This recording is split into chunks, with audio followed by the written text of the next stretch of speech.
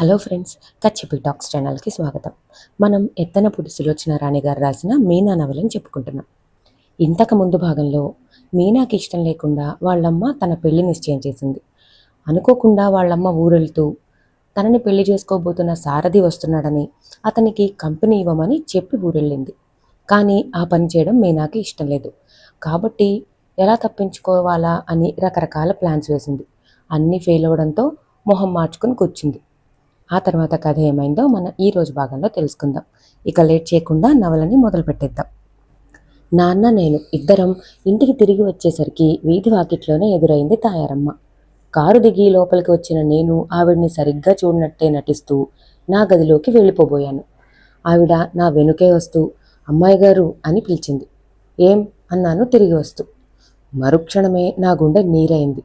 చేతిలో కాగితం చూపిస్తూ ఒక్కసారి బావురుమందావిడ. ఏమిటది, ఏమైంది? నాన్నగారు నేను చప్పున ఒకేసారి అడిగేశాం. నేను ఆవిడ చేతిలో కాగితం లాక్కుని చూశాను. అది ఆవిడ అల్లుడు ఇచ్చిన Telegram. Venkati serious, start immediately అని ఉంది. వెంకటి అంటే తాయారమ్మ గారి ఏకైక కుమార్తె వెంకట సూర్య సీతారత్నం. ముద్దుగా అంతా వెంకటి అని పిలుస్తారు. ఆ అమ్మాయికి ఇద్దరు పిల్లలు. కాశీలో ఉంటున్నారు. భర్త అక్కడ దేవాలయంలో అర్చకుడుగా పనిచేస్తున్నాడు.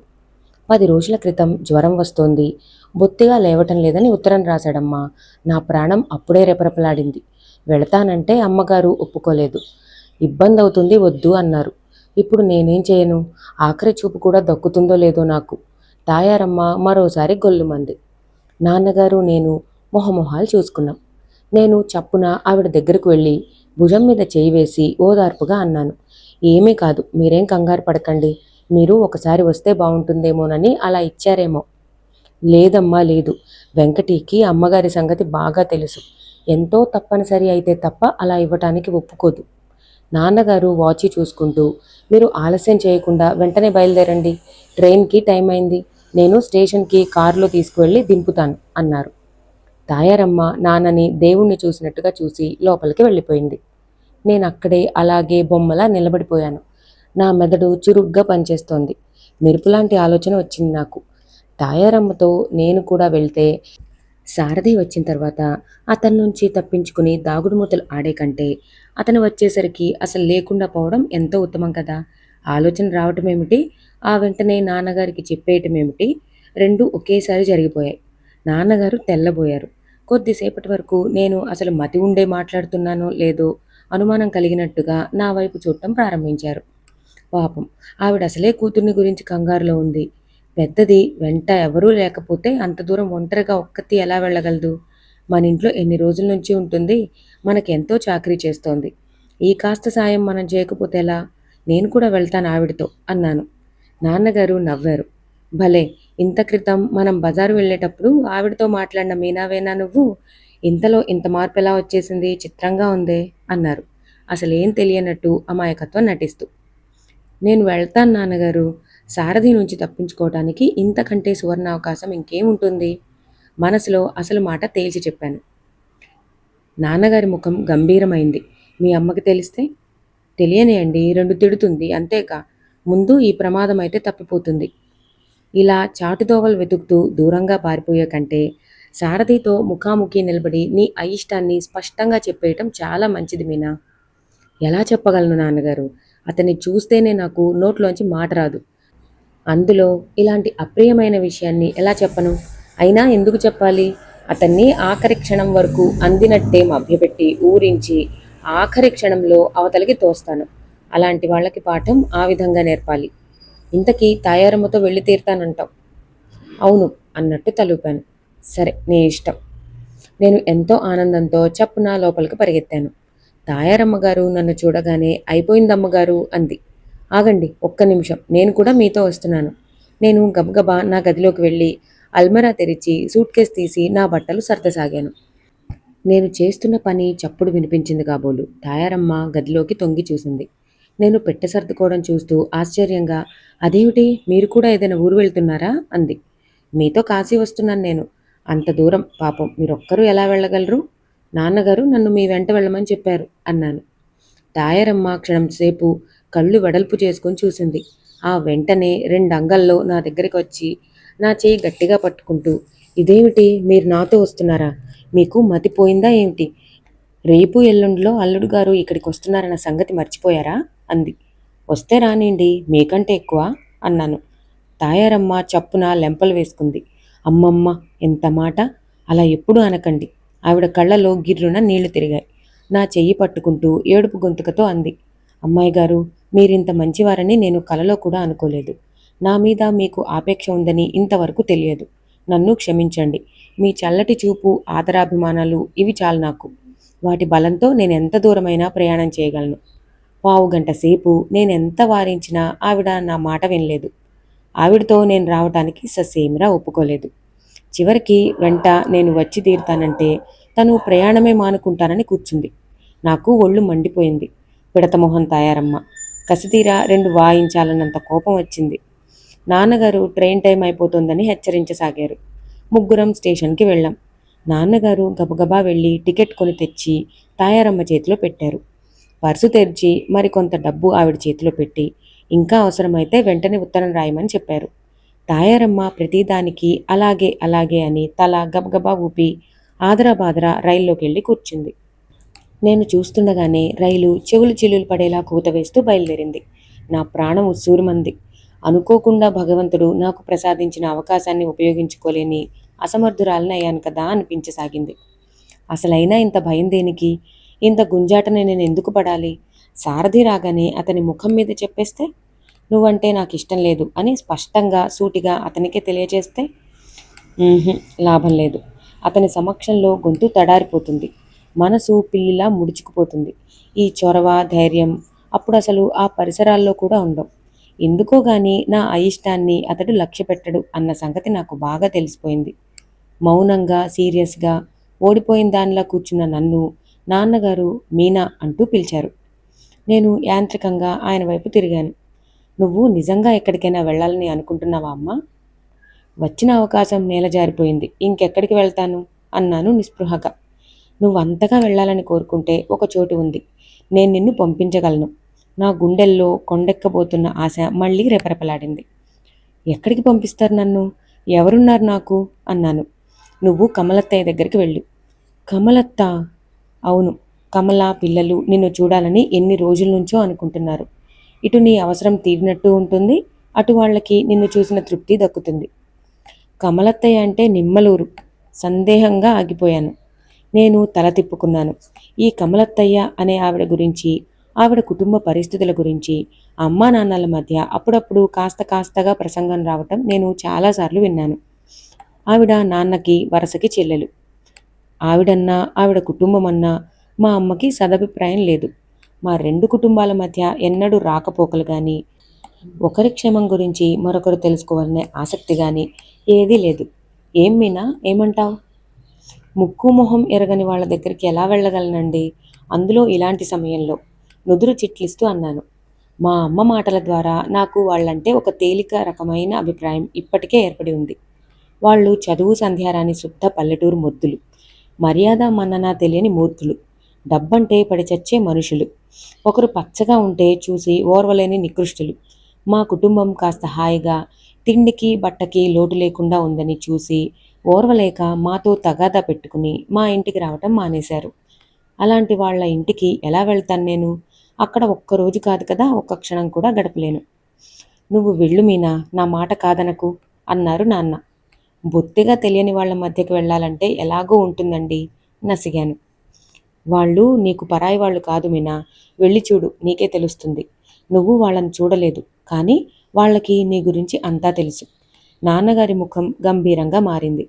మీనా, వాళ్ళు మీ అమ్మ చిత్రించి చెప్పినంత చాదస్తపు మనుషులు కానీ, చెడ్డవాళ్ళు కానీ కానే కాదు. నాన్నగారి కంఠం పలికిన తీరు బట్టి అది కేవలం స్వాభిమానం అని తెలుస్తూనే ఉంది. అక్కడ ఎవరెవరు ఉంటారో ఏమో, జంకుగా అన్నాను. నీ వయసుదే రాజేశ్వరి ఉంది. దాన్ని అంతా రాజు అని పిలుస్తారు. తర్వాత పిల్ల పేరు కామేశ్వరి. కామేశ్వరి తర్వాత ఒక మగపిల్లవాడు, వాడు మధు. తర్వాత మళ్ళీ ఒక ఆడపిల్ల. వాళ్ళ అత్తగారి పేరు పెట్టారు మాణిక్యమని, అంతా మణి అని పిలుస్తారు. వీళ్ళంతా నిన్ను చూడాలని ఎప్పటినుంచో తహతహలాడుతున్నారు. నేను ఎప్పుడు వెళ్ళినా వదినని తీసుకురా మావయ్య అంటూ నా చుట్టూ చేరి నా ప్రాణాలు తీసేస్తారు. మీ చుట్టూనా? మీరక్కడికి వెళ్తూ ఉంటారా? నమ్మలేనంత ఆశ్చర్యంగా అడిగాను. నాన్నగారి ముఖం ఎర్రబడింది. అవును మీనా, ఒక్కోసారి నా ఈ దొంగతనానికి నాకే సిగ్గు వేస్తూ ఉంటుంది. నేనక్కడికి వెళ్ళానని తెలిస్తే మీ అమ్మ చేసే గొడవ భరించడం కష్టం. అందుకనే చెప్పను. ఎప్పుడైనా ఎంతో బెజవాడపై కదిలి వెళ్ళడం తటస్థిస్తే ఓసారి అక్కడికి కూడా వెళ్ళి వస్తాను. ఈ మధ్య వెళ్ళి చాలా రోజులైంది. వాళ్ళు మన ఇంటికి ఎందుకు రారండి? నాన్నగారు వెంటనే సమాధానం చెప్పలేదు. పరధ్యానంగా ఆలోచిస్తూ కూర్చుండిపోయారు. నేను ముఖం తిప్పి చూశాను. ఆయన కళ్ళు దీర్ఘాలోచనతో దూరంగా చూస్తున్నాయి. ముఖంలో బాధ, వేదన తొంగి చూస్తున్నాయి. ఆయన మనసులో సుళ్ళు తిరుగుతున్న జ్ఞాపకాలు అంత ఆనందకరమైనవి కావని గ్రహించాను. నాన్నగారు అన్నారు, ఒకసారి చాలా సంవత్సరాల క్రితం, అంటే నా పెళ్ళైన కొత్తలో అన్నమాట, కమలం మా అమ్మమ్మ ఇక్కడికి వచ్చారు. వాళ్ళకసలు నేను ఇల్లరికం రావటం ఇష్టం లేనేలేదు. కానీ అప్పట్లో నాకు మీ అమ్మ మీద ఉండే కోరికతోనో లేక మోజు వల్లనో వాళ్ళ ఇష్టాన్ని అంతగా లక్ష్య పెట్టలేదు. నాకు వాళ్ళు, మీ అమ్మ ఇద్దరూ కావాలని అనిపించింది. ఎవరిని వదులుకోవాలన్నా ఎంతో బాధగా అనిపించేది. ఓసారి నేను ఎంతో బలవంతం చేయగా వాళ్ళు ఇక్కడికొచ్చి 10 రోజులు ఉన్నారు. ఆ 10 రోజుల్లో మీ అమ్మకి వాళ్ళకి మధ్య ఏం జరిగిందో నాకు తెలియదు. ఓ రోజు సాయంత్రం నేను ఇంటికి వచ్చేసరికి హఠాత్తుగా వాళ్ళు పెట్టే బేడా సర్దుకుని ప్రయాణమై కూర్చున్నారు. కారణం ఏమిటని ఎంత అడిగినా చెప్పలేదు. వాళ్లతో పాటు నేను కూడా బయలుదేరి నిమ్మలూరు వెళ్ళాను. దోవలో అమ్మ చెప్పేసింది. నేను ఎదురుగా లేని సమయంలో మీ అమ్మ వాళ్ళని చాలా చులకనగా మాట్లాడింది. ఒట్టి వెర్రిబాగుల వాళ్ళు అంటూ స్నేహితులతో అంటుండగా విన్నారట. ప్రతిదానికి పల్లెటూరి రకాలు అంటూ ఈసడిస్తూ విదిలించి పారేసిందట. చివరికి ఆఖరి రోజున ఇల్లు సత్రంలా అయింది. వెధవ మూక, వెధవ చాకిరి, కొత్తగా పెళ్ళైన వాళ్ళం అని ఒక సరదా లేదు, చట్టుబండా లేదు. దరిద్రపు జన్మ అయిపోయింది నాది అందిట. అమ్మమ్మ వాళ్ళు ఇక భరించలేక నాకేం చెప్పలేక ఇంటికి ప్రయాణమయ్యారు. ఆ వెళ్ళటం కమల మళ్ళీ నా గుమ్మం ఎక్కలేదు. చాలామంది బతుకుల్లో ఆశించినది కనీసం 1, 2 జరుగుతాయి. నేను ఆశించింది ఏ చిన్నది కాకపోవటం నా జీవితంలో విశేషం.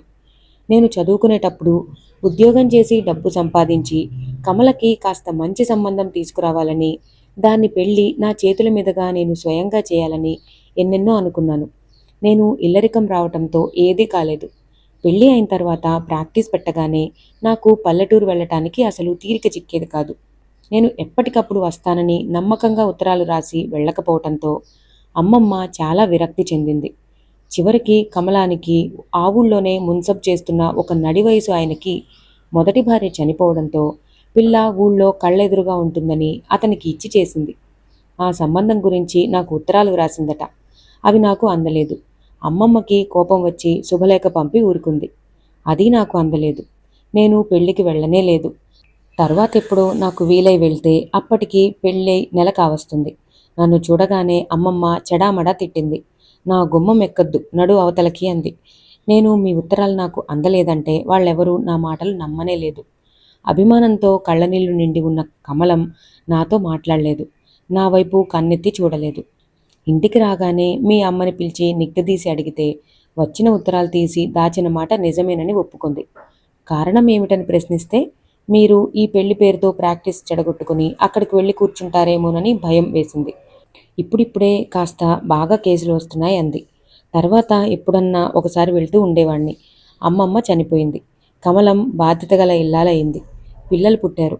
నేనేం సాయం చేయలేకపోయినా కమలం నేను ఆశించినట్టుగానే సుఖంగానే ఉంది. నాకిక్కడ ప్రాక్టీస్ పెరిగింది. ఊపిరి సలపని పనులతో సతమతమయ్యేవాణ్ణి.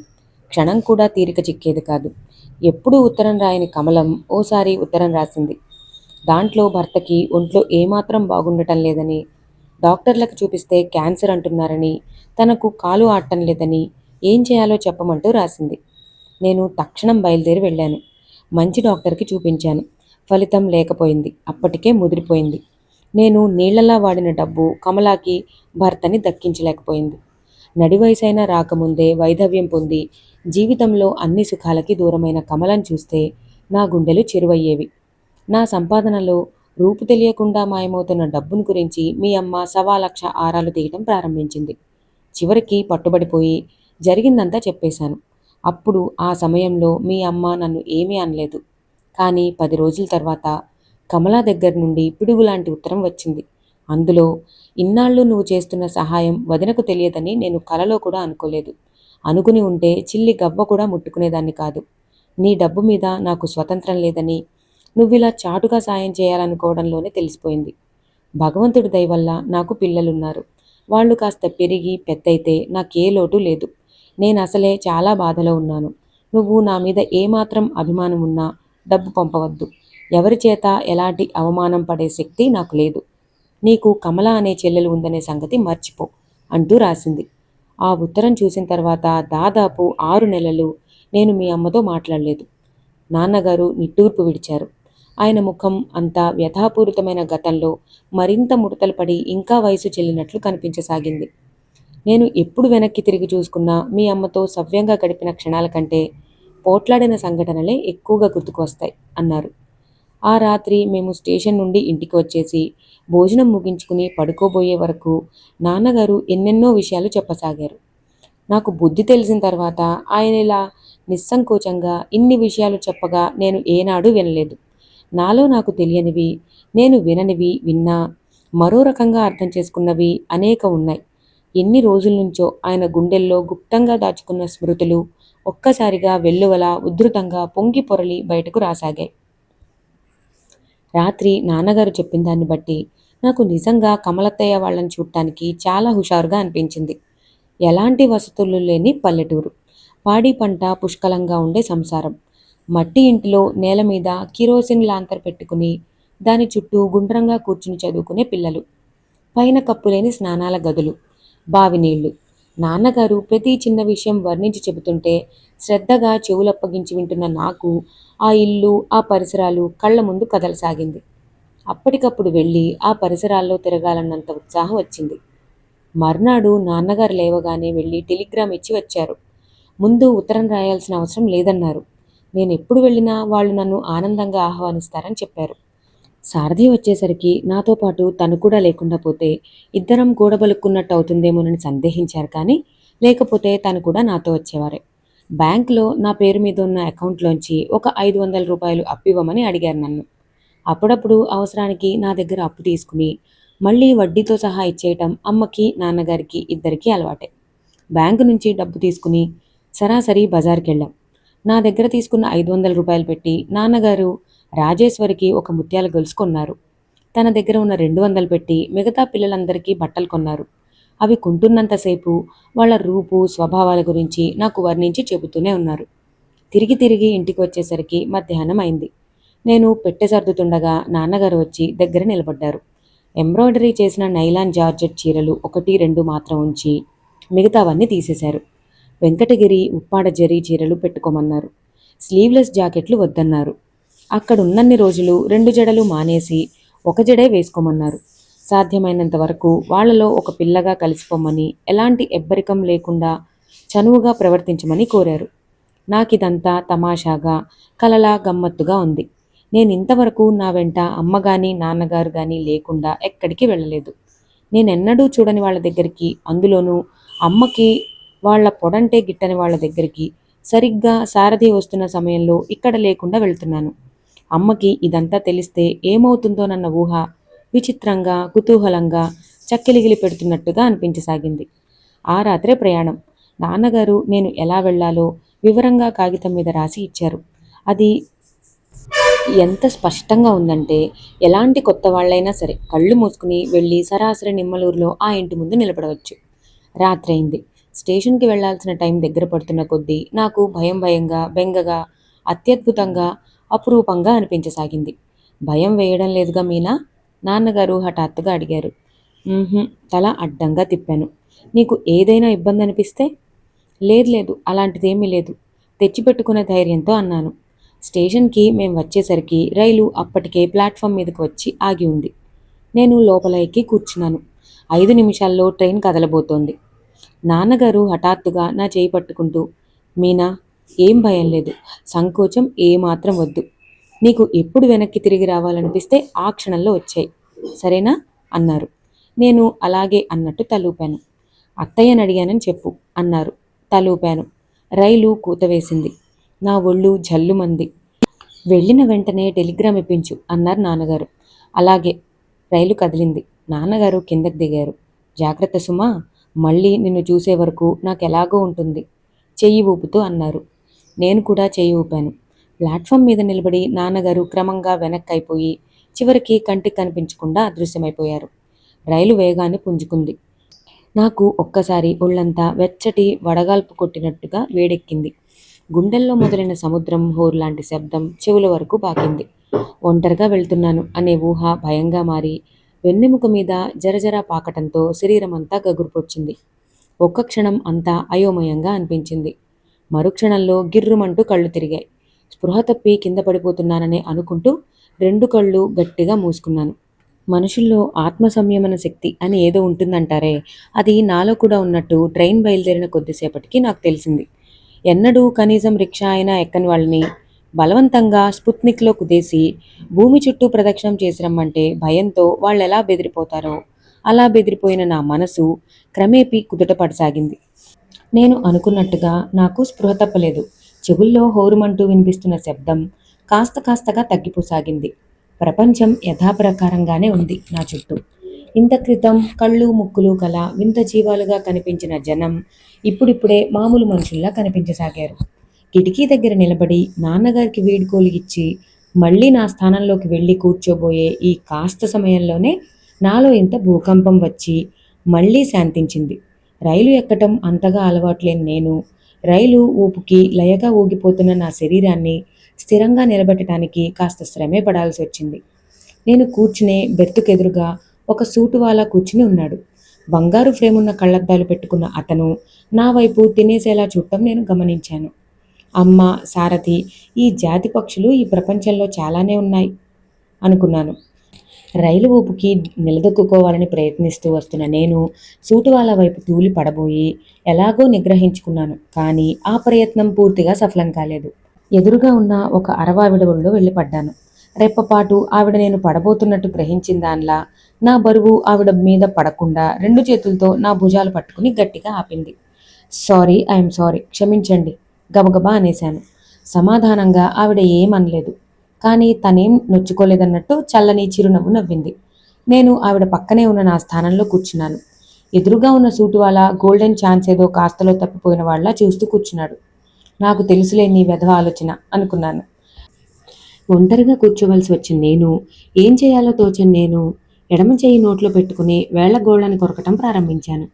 గోళ్లు కొరుకుతున్నట్టు నటిస్తూనే ఊరకంటితో నా పక్కనున్న ఆవిడ్ని పరిశీలించాను. వంగపండు రంగు వరయూర్ చీర కట్టుకుంది. ముక్కుకి బేసరి ఉంది. చెవులకి రవల దిద్దులున్నాయి. ఆవిడకి నాకు మధ్య చిన్న కూజా బిందె అంతా మర చెంబు ఉంది. ఆవిడ నా ఓర చూపులు పసిగట్టినట్టుంది. నవ్వుతూ అడిగింది, ఏ ఊరు వెళ్తున్నారు? బెజవాడ. ఎవరున్నారక్కడ? మా అత్తయ్య. అంటే మేనత్త? అవునన్నట్టు తలూపాను. తర్వాత ఆవిడేం మాట్లాడలేదు. కొద్దిసేపు అయిన తర్వాత, మీరే ఊరు వెళ్తున్నారు? నే అడిగాను. మద్రాస్. ఎవరున్నారక్కడ? మా అమ్మాయి. తరువాత మా ప్రసంగం ఎలా పెంచాలో నాకు తెలియలేదు. బహుశా అదే మా అమ్మ అయితే మీ అల్లుడు ఏ ఉద్యోగం చేస్తాడు, అతని జీతం ఎంత, అవన్నీ అడిగేదేమో. నాకు అడగాలనిపించలేదు. నా ఆలోచనలన్నీ వేరే దిశ వైపు పరుగులు తీస్తున్నాయి. అత్తయ్య వాళ్ళు ఏం చేస్తుంటారు ఈ పాటికి? సరాసరి నేను వెళ్ళి గుమ్మంలో నిలబడతాను. కమలత్తయ్య అని కేక వేస్తాను. ఏ కంది పచ్చడో చేస్తున్న అత్తయ్య రుబ్బటం మానేసి పరిగెత్తుకొస్తుంది. పిల్లలంతా కూడా బిలబిల్లాడుతూ బయటకొస్తారు. నన్ను చూసి వాళ్ళంతా తెల్లబోతారు. నేను అదేదో పుస్తకాల్లో లాగా చటుక్కున వంగి ఆవిడ పాదాలకి నమస్కారం చేస్తాను. నేను మీనాక్షినత్తయ్య, మీ తమ్ముడి కూతుర్ని అంటాను. మా తల్లే, మా అమ్మే అంటూ ఆవిడ లేవనెత్తి నా బుగ్గలు పుణుకుతుంది. రైలు లయతో పాటు ఊహల అలల మీద ఉయ్యాలలూగుతున్న నాకు, మీ నాన్నగారు ఏం చేస్తారు అంటూ పక్కనున్న అరవావిడ కంఠం వినిపించడంతో ఈ లోకంలోకి వచ్చాను. లాయర్. పేరేమిటి? హనుమంతరావు. ఏ హనుమంతరావు? చెప్పాను. ఏమిటి? అందావిడ ఆశ్చర్యంగా. తరువాత ఆవిడ నన్ను ఊపిరి ఆడకుండా చాలా ప్రశ్నలు వేసింది. చాలా కబుర్లాడింది. దూరంగా మఫ్లర్ చెవులకు చుట్టుకుని వెనక్కు తలవాల్చి కునుకుపాట్లు పడుతున్న ఒక ముసలాయని చూపించి, వారు మా వారు. వారికి మీ నాన్నగారు బాగా తెలుసు. ఒకసారి మీ నాన్నగారు మా ఇంటికి వచ్చారు కూడా అంది. అలాగా అన్నాను. నాన్నగారికి స్నేహితులు ఎవరూ లేరు. కానీ పరిచయస్తులు చాలామంది ఉన్నారు.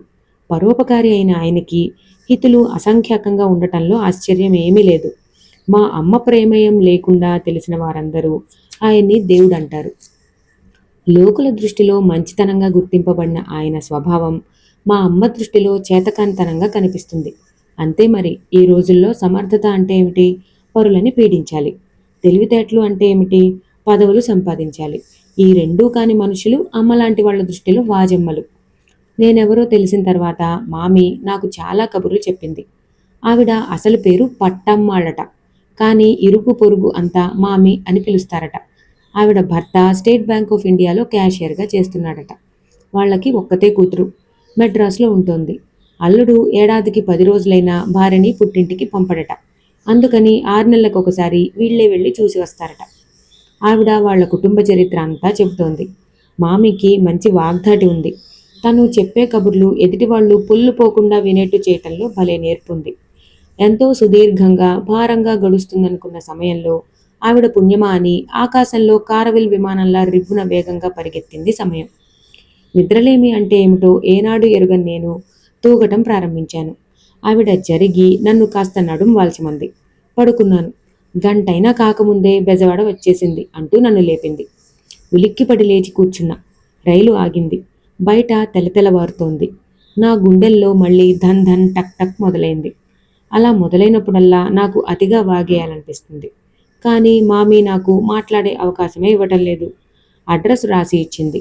తను 10 రోజుల తర్వాత మెడ్రాస్ నుంచి హైదరాబాద్ తిరిగి వచ్చేస్తానని, నన్ను తప్పకుండా వాళ్ళింటికి రమ్మనమని మరీ మరీ ఆహ్వానించింది. అలాగే వస్తానని వాగ్దానం చేశాను. అక్కడ ట్రైన్ చాలాసేపు ఆగటం వల్ల వాళ్లతో పాటు దిగి ముఖం అది కడుక్కుని ఇడ్లీ తిని కాఫీ తాగారు. నా చేత తాగించారు. అయ్యంగారు రైల్వే పోర్టర్ని పిలిచి నా పెట్టె బెడ్డింగ్ అతన్ని ఎత్తికెత్తారు. మామి దగ్గర సెలవు తీసుకున్నాను. పొడుగ్గా ఉన్న ప్లాట్ఫామ్ మీద చకచకా నడిచి ముందుకు వచ్చేస్తున్న నేను అప్రయత్నంగా వెనక్కు తిరిగి చూశాను. మామి అక్కడే నిలబడి ఇటే చూస్తోంది. వీడ్కోలేస్తున్నట్టుగా చేయెత్తి గాల్లో ఊపాను. ఆవిడ కూడా ఊపింది. హైదరాబాద్ వెళ్లేసరికి ఆవిడ నాకు గుర్తుంటుందో ఉండదో, కానీ ఈ క్షణం మాత్రం నా హృదయంలో చిరంజీవిగా నిలిచిపోతుంది. నేను మలుపు తిరగటంతో వాళ్ళు అదృశ్యమైపోయారు. నా పెట్టె బెడ్డింగ్ తెచ్చిన పోర్టర్ చాలా మంచివాళ్ళ ఉన్నాడు. బస్టాండ్కి రిక్షా తనే మాట్లాడాడు. రిక్షా అతను చెప్పిన ధరకి సగానికి సగం తగ్గించి బేరమాడి ఒప్పించాడు.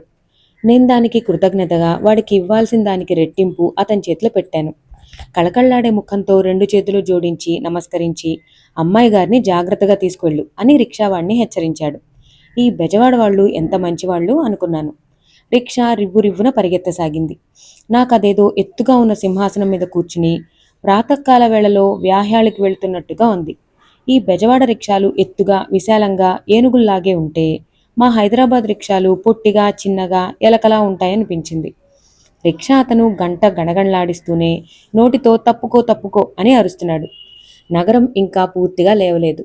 అప్పుడే మెలకు వచ్చి బద్ధకంగా ఒళ్ళు వెచ్చుకుంటున్నట్టుగా ఉంది. 4-5 గజాలు దాటగానే జేబు రుమాల్తో నా కంఠంలో ఊపిరి ఆగిపోయేటంత గట్టిగా ముక్కు మూసుకున్నాను. చూడలేనంత మురికి, భరించలేనంత దుర్వాసన. జంతువుల్లో కూడా టార్జాన్లుంటాయని ఆ పందుల్ని చూస్తే తెలిసింది. ఈ నగరం యొక్క ముఖ్య విశేషం ఏంటంటే, ఇక్కడే స్వర్గం నరకం రెండూ ఉన్నట్టున్నాయి. అలా తలెత్తి పైకి చూస్తే ఎత్తైన కొండలు, సుందరమైన ప్రకృతి. కొండల మీద అక్కడక్కడ తెల్లగా కనిపించే తమాషా అయిన ఇళ్ళు. నేను తరచుగా చూసే మార్నింగ్ షోస్ ఇంగ్లీష్ సినిమాల్లో ఆంగ్లేయుల పాత పట్టణంలా ఉంటుంది. తల వంచి కిందకి చూస్తామా, అమ్మో భరించలేం. నరకానికి ప్రతిరూపం. వర్ణించటానికి భాష లేదు. మరి ఈ పరిసరాల ప్రభావం ఇక్కడుండే మనుషుల మీద ఉండదా? ఉంటుందేమో. రిక్షా తూనీగలాగా బస్టాండ్ ముందు ఆగింది. లోపలి ఆవరణలో నుంచి కూలీలు పరిగెత్తుకు వచ్చారు. వాళ్లలో ఒకడికి నా పెట్టె బెడ్డింగ్ అందించి నేను వెళ్లాల్సిన ఊరు పేరు చెప్పాడు రిక్షా అతను. అదిగో బస్ రెడీగానే ఉంది, రండి అన్నాడు వాడు. రిక్షావాడికి ఇవ్వవలసిన దానికంటే 1 పావలా ఎక్కువే చేతిలో పెట్టాను. అతను కూడా నమస్కారం చేశాడు. కానీ రైల్వే పోర్టర్లా వీడి ముఖం మాత్రం వికసించలేదు. ఇంకో ₹1/2 ఇద్దామా? మరీ పిసినారిదానిగా అనుకుంటాడేమో అనుకుంటుండగానే కూలీ కేక పెట్టాడు. చప్పున రండి, బస్ కదిలేట్టుగా ఉంది. నేను నా ఆలోచన మాని వాడి వెంట పరుగులాంటి నడక ప్రారంభించాను. నేను ఎక్కేసరికి బస్సులో జనం నిండి ఉన్నారు. కొద్దిగా మాత్రమే సీట్లు ఖాళీగా ఉన్నాయి. అడ్డరోడ్డు నాకు తెలియదు, మీరు చెప్పాలి అన్నాను కండక్టర్తో. అలాగే అన్నాడతను. నేను కూర్చున్న చోట సరిగా నా ముందు సీట్లో తెల్లగా బొద్దుగా ముఖాన విభూతి రేఖలతో ధవళవస్త్ర కిరీటధారి అయిన ఒక బామ్మగారు కూర్చుని ఉంది. ఆవిడని చూడగానే నా కళ్ళు తళతళలాడాయి.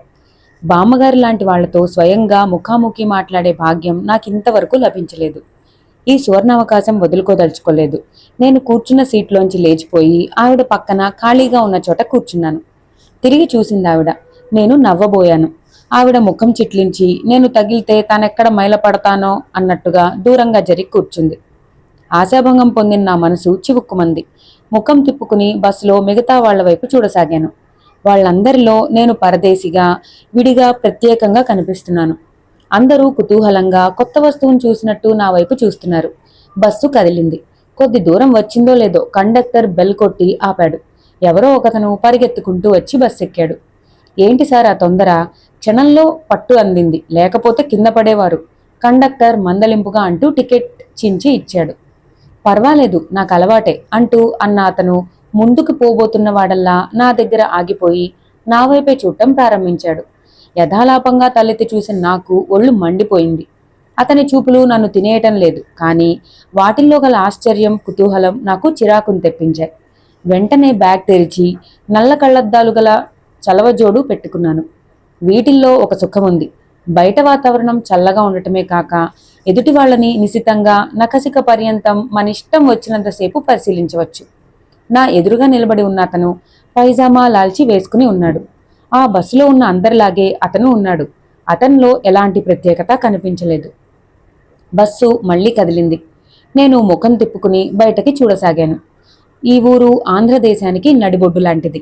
తెలుగు వాళ్ల తీరుతెన్నులు, వారి ఆచార వ్యవహారాలు గమనించాలంటే ఇక్కడ 2 రోజులుంటే చాలు, అంతా తెలిసిపోతుంది. మగవాళ్లంతా దాదాపు ఓ రకంగా ఉన్నారు. వాళ్లకి బట్టలు ధరించే విషయంలో అట్టే శ్రద్ధ ఉన్నట్టు కనిపించలేదు. ఆడవాళ్లకి నగల మీద ఆపేక్ష చాలా ఉన్నట్టుంది. నగలు లేని స్త్రీ శరీరమే కనిపించటం లేదు. బస్సు విజయవాడ పొలిమేరలు దాటింది. బయట వాతావరణం చాలా హాయిగా, ఆహ్లాదంగా ఉంది. ఎండ వస్తోంది, కానీ నిలవటం లేదు. ఎండని మబ్బు, మబ్బుని ఎండ తరుముకుంటూ దోబూచులాడుతున్న మిశ్రమ వాతావరణం ఏర్పడింది. రాత్రి నిద్రలేమితో, ఆలోచన భారంతో అలసి ఉన్న నాకు ఆ చల్లటి గాలి హాయిగా సేద తీరుస్తున్నట్టు ఉంది. బయట వరిచేలు, చెరుకు, తమలపాకులు, కూరగాయల తోటలు ఒకదాని వెంట ఒకటి వేగంగా రీలులా పరిగెత్తుతున్నాయి. ఎంతో పచ్చగా, సుందరంగా ఉన్న ఆ పరిసరాలు కళ్ళకెంతో హాయిని కల్పించసాగాయి. ఎంత హాయి అనిపించినా మనసు ఎలాగో ఉండనే ఉంది. పరుగు పందెం ప్రారంభించిన వాడు తను చేరాల్సిన గమ్యస్థానం దగ్గర పడిన కొద్దీ ఎలా ఆతృత, ఆందోళన చెందుతాడో నా స్థితి కూడా అలాగే ఉంది. దగ్గరకు వస్తున్నా, వచ్చేస్తున్నా చెవుల్లో ఎవరో ఊదు చెబుతున్నట్టుగా ఉంది. నేనలా వెడుతున్నట్టు అమ్మకు తెలిస్తే? తెలియని, నేనిదివరకులా భయపడ్ను. నేనిప్పుడు కృష్ణవేణమ్మ చేతిలో కీలుబొమ్మని కాదు, లాయర్ హనుమంతరావు గారి ఏకైక పుత్రిక మీనాక్షిని. నాకా సమయంలో నాకేదో దృఢమైన వ్యక్తిత్వం వచ్చినట్టు ఉంది. కొంచెం నిటారుగా కూర్చున్నాను. బస్సు మళ్లీ ఆగింది. అలా అప్పటికి 4వసారి. ఇదేనండి అడ్డరోడ్డు అన్నాడు కండక్టర్. ఉలిక్కిపడ్డాను. దిగుతారా? ఎంతో మర్యాదగా అడిగాడు. చకచకా దిగాను. నా పెట్టె, బెడ్డింగు కిందికి దింపాక నేను చూస్తుండగానే బస్సు కదిలి దుమ్ము లేపుకుంటూ వెళ్ళిపోయింది. నేను అలాగే చూస్తున్నాను. బస్సు క్రమేపీ దూరమై చిన్న చుక్కగా మారి పూర్తిగా అదృశ్యమైపోయింది. నేను నిలబడిన వైపుకి అభిముఖంగానే నిమ్మలూరు 5 కిలోమీటర్లు అని కర్రకి పాతిన ఒక బోర్డు ఉంది. దాన్ని కావాలని ఆ చెక్కకు బిగించారు కబులు. ఒక మేకు వదిలై ఆ బోర్డు వేలాడుతోంది. ఏం మనుష్యులు, ఇంతమంది ఈ రోడ్డు మీద తిరుగుతారు, ఒక చిన్న మేకు తెచ్చి దాన్ని సరిచేయకూడదు అనిపించింది. ఒకసారి పరిసరాలన్నీ కళ్లతోనే కలియచూశాను. చుట్టూ దిగంతాల వరకు వ్యాపించి ఉందా అన్నట్టు పచ్చటి, నున్నగా సిల్కులా మెరుస్తున్న ఆ ఆకుపచ్చటి వరిచేల మీద సయ్యాటలాడుతున్నట్టుగా చిరుగాలులు అలలు అలలుగా తేలిపోతున్నాయి. ఒక్క నిమిషం నా ఆత్మ సర్వం మరిచి ఈ శరీరాన్ని విడిచి ఆ గాలిలో ఐక్యమైపోవాలని తపించింది. చుట్టూరా నిశ్శబ్దం, భరించలేనంత ప్రశాంతత. మనిషి ఏకాకి అనే వైరాగ్యం ప్రశ్నించే మౌనం. ఆ మౌనంలో నుంచి సుందరంగా వినిపిస్తోంది హుషారుగా గాలిపాడుతున్న ఈలపాట. హఠాత్తుగా గుర్తుకు వచ్చింది నాకు. ఆడపిల్లని, ఒంటరిదాన్ని, ఒంటి మీద నగా నట్రా ఉన్నదాన్ని. ఇక్కడ ఎంతసేపు నిలబడాలో? ఇలాంటి వాతావరణం మనిషిలో కాని బుద్ధులు ప్రకోపింపచేస్తుంది. ఈ గాలిలో ఏదో మత్తు ఉంది. ఎవరైనా నా కంఠం పిసికేస్తే? నగల కోసమే అయితే అవన్నీ వల్చి మూటకట్టి చేతిలో పెట్టి నమస్కారం చేస్తాను. కానీ చచ, కొత్తగా వ్యక్తిత్వం తెచ్చుకున్న నేను ఎంత చెత్తగా ఆలోచిస్తున్నాను. ఆహా, అలాంటిది ఏం జరగదు. ఎవరైనా వెనుకగా వచ్చి ఏ కత్తితోనైనా వెన్నులో గుచ్చితే ఆ నిమిషంలో నేను కాలక్షేపం కోసం హుషారుగా చూసిన డిటెక్టివ్ సినిమాలన్నీ కళ్ళ ముందు గిరగిరా తిరిగాయి. నా వెన్నులో ఎవరో పొడవటానికి సిద్ధంగా ఉన్నట్లు అనిపించింది. వెనక్కు తిరిగాను. ఎదురుగా పైజామా లాల్చి వేసుకున్న వ్యక్తి కనిపించాడు. నేను గిరుక్కున వెనక్కు తిరగడంతో అప్పటి వరకు తదేకంగా నన్నే గమనిస్తున్న అతను వెంటనే ఏమీ తెలియని వాళ్ళ తికమకగా చూశాడు. నేను అతని వైపు వెర్రిదాన్లా చూశాను. ఇతను ఇక్కడెందుకు దిగాడు? నా వెనుకే ఎందుకు నిలబడ్డాడు? నా వైపు అంత పరీక్షగా ఎందుకు చూస్తున్నాడు? నా కళ్ళకి నల్లద్దాల చలవజోడు ఉంది కాబట్టి కళ్ళలో నా కలవరపాటు అతనికి కనిపించలేదు. Thank God. లేని ధైర్యం తెచ్చిపెట్టుకుని దర్పంగా అడిగాను. నేను నిమ్మలూరు వెళ్ళాలి. ఇక్కడ బండి లాంటిదేమైనా దొరుకుతుందా? అతను క్షణంసేపు నా వైపు రెప్పవాల్చకుండా చూశాడు. ఆ తర్వాత చకచక అక్కడి నుండి వెళ్ళిపోయాడు. నేనడిగింది అతనికి వినిపించలేదా? చెవిటివాడా లేక మూగవాడా? మాట్లాడ్డేమిటి? అతను వెళ్ళిన వైపే చూస్తున్న నాకు అతను సరాసరి రోడ్డుకి ఆ వైపున ఉన్న పాకలోకి వెళ్ళటం కనిపించింది. ఆ చుట్టుపక్కల ప్రదేశానికి, మానవ సంచారానికి ఆ పాక ఒక్కటే నిదర్శనంగా ఉంది. 2 నిట్టాళ్ల మీద లేచి నిల్చున్న పాక. అది కాఫీ హోటలో లేక కిళ్ళి కొట్టో లేక రెండూనో తెలియదు. కానీ ఆ పాక తడికలకి అంగుళం మేర ఖాళీ లేకుండా సినిమా పోస్టర్లు అంటించబడి ఉన్నాయి. వాటిలోని హీరోలు, హీరోయిన్లు రకరకాల పోజుల్లో అసహజంగా, వికృతంగా ఉన్నారు. ఇక్కడెక్కడా బండి లాంటిదేమీ లేదు. నాన్నగారు తప్పకుండా దొరుకుతుంది అన్నారు. ఇప్పుడేం చేయటం? కర్తవ్యం కోసం సీరియస్గా ఆలోచిస్తున్న నా వైపు ఆ పాకలోంచి 10 సంవత్సరాల కుర్రాడొకడు సోడా బాటిల్ పుచ్చుకుని రైమంటూ పరిగెత్తుకొచ్చాడు. నా దగ్గరగా వచ్చి ఆగిపోయాడు.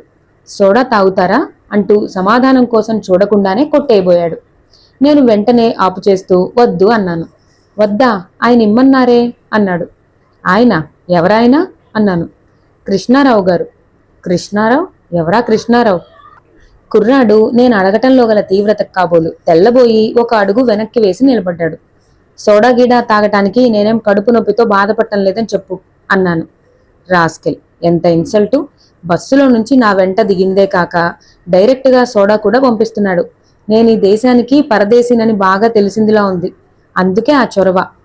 దగ్గరకు రాని చెబుదును. సోడా కుర్రాడు ఏమనుకున్నాడో ఏమో మారు మాట్లాడకుండా వెనక్కి పరిగెత్తాడు. ఇదిగో నిన్నే వెనక నుంచి పిలిచాను. వాడు నిల్చి ఆశగా తిరిగి చూశాడు.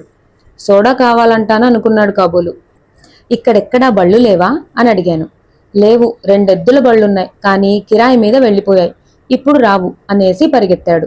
అక్కడ అతనితో ఏం చెప్తాడో ఏమో. ఆ కృష్ణారావు అన్నతను నవ్వుతూ వెనక్కి తిరిగి నా వైపు చూసి జేబులోంచి డబ్బు తీసి మళ్ళీ అటు తిరిగి వాళ్లకిచ్చాడు.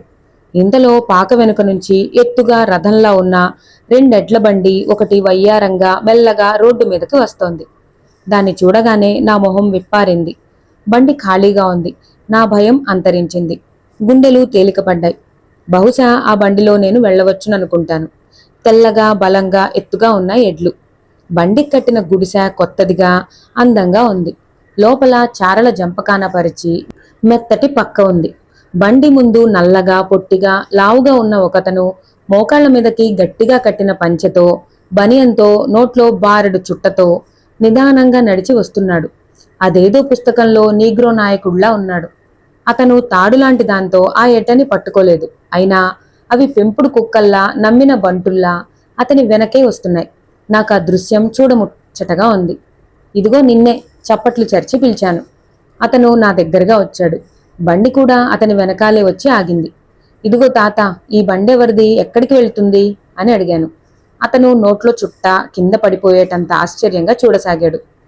నిన్నే అడిగేది, నేను నిమ్మలూరు వెళ్ళాలి. ఇది అక్కడికి వెళుతుందా? వెళుతుంది. మీరు నిరభ్యంతరంగా ఇందులో ఎక్కొచ్చు వెనుక నుంచి వినిపించింది. తిరిగి చూశాను. ఆ విలన్ కృష్ణారావు బండి దగ్గరగా వస్తున్నాడు. అతని చెరో చేతిలో నా పెట్టె, బెడ్డింగు ఉన్నాయి. ఈ బండి ఆ ఊరే వెళ్తోంది. చేత్తో సామానుని బండిలో పెట్టి పైకి తోస్తూ అన్నాడు.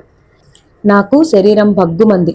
ఏమిటో జబర్దస్తి. నన్ను అడగకుండా, నా ఇష్టాయిష్టాలతో ప్రమేయం లేకుండా నా సామాను బండిలో పెట్టే అతని చొరవకు మండిపోయింది. చేదు పదార్థం నోట్లో పెట్టుకున్న దానిలా ముఖం పెట్టి నిలబడ్డాను. ఎక్కండి అన్నాడు. నేను బండి వైపు చూశాను. అది చాలా ఎత్తుగా ఉంది. ఎలా ఎక్కటం? నేను సాయం పట్టేదా? ఎంతో మర్యాదగా అడిగాడు కృష్ణారావు. సాయమా? ఎలా? అన్నాను. అతను నా వెనుకగా వచ్చాడు. అతను ఏం చేస్తాడో నేను గ్రహించగలిగే లోపలే 2 చేతులతో నా నడుం దగ్గర పట్టి పైకెత్తి బండిలోకి తోశాడు.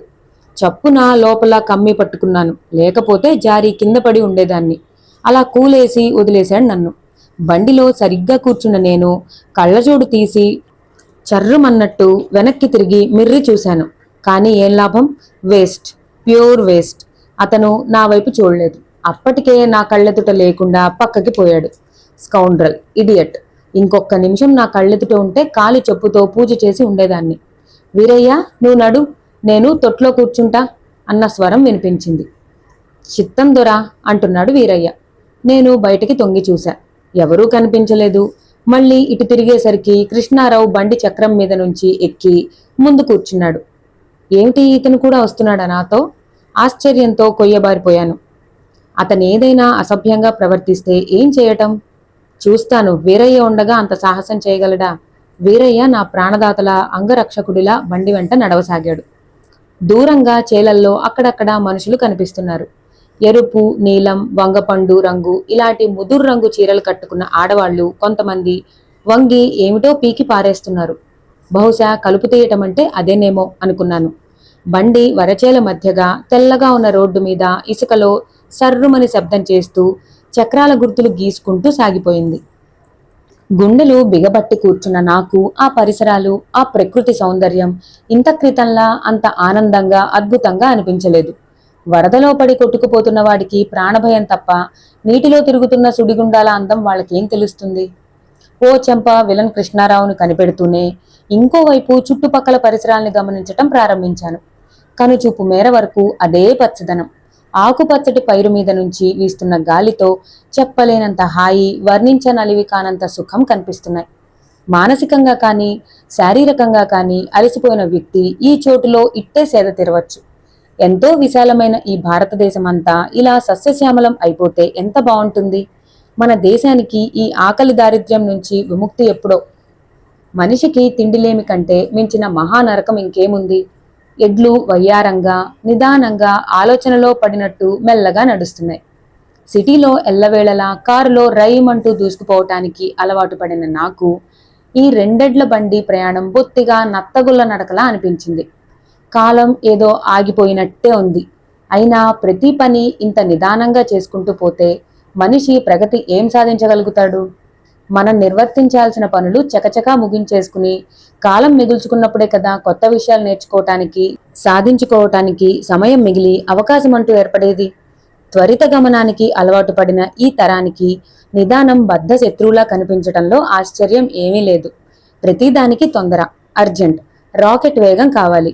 ఆ రోజుల్లో పుస్తకాలు తీసుకోండి.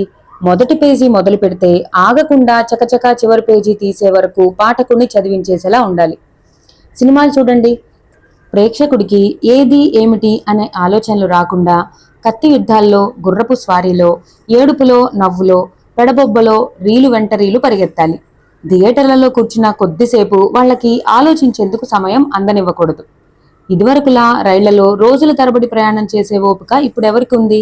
ఆ సాహసం అంతరించిపోవటానికి కారణమేమిటి? సర్రున దూసుకుపోతూ గంటల ప్రయాణాల్ని నిమిషాల్లో తేల్చేసి గమ్యస్థానాన్ని చేర్చగలిగినవి విమానాలేగా. ఒకనాటికి ఇవి కూడా పాతపడే రోజులు రావచ్చు. ఈ ప్రపంచంలో కొత్త అనేదానికి ఆయుష్ చాలా అల్పం. ఈ రోజు ఉదయం నూతనమైన విషయం సాయంత్రానికి పాతపడిపోయే వేగంలోకి వచ్చిపడ్డాం. వీటంతటికీ మూల కారణం ఏమిటి?